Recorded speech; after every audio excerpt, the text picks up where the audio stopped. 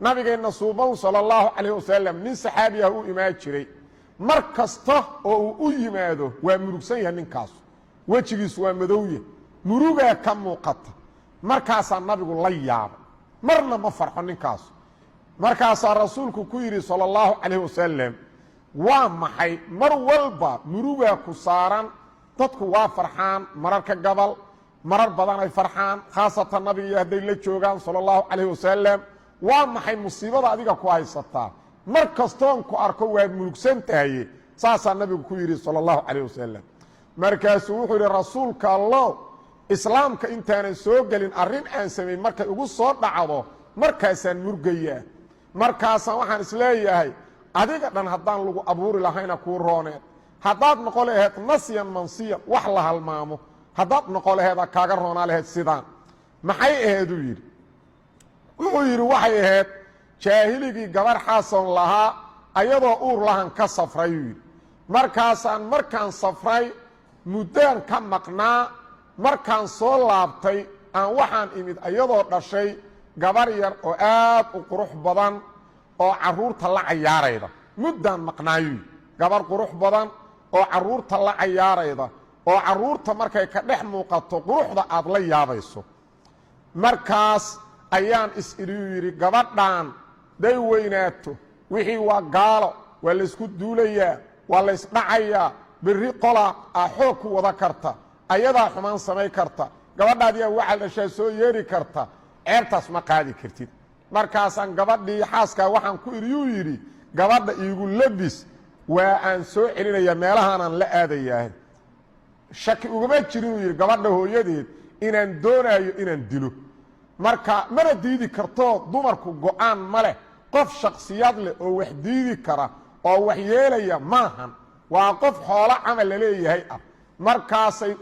iigu labisaan yiri waa u shanlayday waa u qubayday waa u shanlayday waa u saliidayday waa u labisay intaasna waxay leedahay uu yiri yaa rajul la tudayic al-amana qoraynina amaanadaas ilaahay kugu amaanaysa hadayicin ay leedahay way ogta inaan soo dilayo markaasaan wadayu yiri gabadhii waxaan la aadayu yiri buuraha dhexdooda meel god ah oo aan ceel ku oga gorofa markaasaan ceelkii dul istaagayu yiri mar waxa qalbigaygu ila xanuunsanaya ana dhalay wax dambiyana ma gelin quruxda gabadha lama quuri karo marna waxaan leeyahay yiri ceebay soo jiidayda markii dambaan ta go'aan qaatan ku tuuray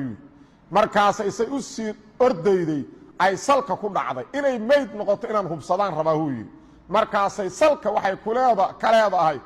yaa abataa qad dayacta al-amana abow waa dayacday amaanadii sidaas ayay ka leedahay waxa weeyaan ceelka salkiisa ilaa naftu ay ka baxday wuxuu yiri mar alla markay ugu soo dhacdo aan madoobaada aniga dham nabigiyan fiiriyo nabiga ilinu iska shubaya markaasuu yiri wallah qof gaalnimadii dambi uu ku sameeyay haddaan u ciqaabayo waan ku ciqaabi lahaa laakiin al-islaamu yahdimu maa qabla yajubu maa qabla islaamku wixii ka horreeyey waa dumiyaa islaamku wixii ka horreeyey waa uu dumiyaa laakiin wallaahi haddaan qof banu aadana u ciqaabi lahaa dembi uu galay fil jaahiliya islaamka ka hor adaan ku ciqaabi lahayd oo kuu xadi lahayd oon kuu dili lahaa gabadhi marka nuucaas ayay ahayd nolosha dumarka gabadha wax xuquuqa ma lahayn meher la siimayn qiimo leh waxay ahayd dhaxalka inaysan waxba ku lahayn hadday hooyadeed dhimato hadday aabbaheed dhinto caruurtay dhashay hadday dhintaan dhaxalka waxba kuma lahayn dhaxalka waxba kuma lahayn dhaxalka waxba kuma lahayn soo uma jeedid wax ay dhaxalka ku lahaayeen male wax xuquuqa ma lahayn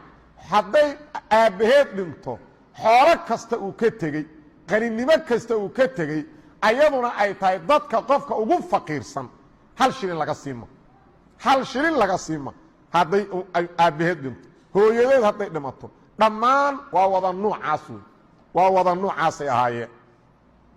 waxaa dhacayday ninka 20 dumara 50 dumara inuu iska guursado oo wax xad ah oo la yiraahdo intaas ka badan uma banaana ma jirin ayagiina xuquuq ma leh nabiga sallallahu alayhi wasallam nin 10 qaba u yimid oo soo islaamay 10 wata soo ma jeedid marka dayacaad iyo ciriiriga nololeed wax qiima oo ay leeyihiin ma jirin nuucaasay wada ahaayeen nuucaas ay ahaayeen sahih muslimka waxa ku sugan Umar ibn al-Khattab inuu yiri wallahi in kunna fil jahiliyati ma na'uddu lin-nisa'i amran wallahi waqtigi gaalnimada dumarka wax qiima inaysan agteeda kala hayn wax tixgelin ah oo ay agteeda kala hayn ma jirin hatta anzala Allah ta'ala fihinna ma anzala illa ilahi soo dejiyay quraanka uu soo dejiyay iyo ahadiista uu soo dejiyay ee xuquuqdooda qeexaya korna u qaadaya oo ilaahay qayb siiyay oo wax weyn ragii la xadeeyay guurkii oo dhaxalkii qayb laga siiyay oo meel walba xuquuqdeedii ilaahay ku cadeeyay ilaa taas ay timid nuucaasan ahaynu marka nuucaas noloshii aheed maxaa islaamku ku bedeli quraanka kariimka marka aad fiirido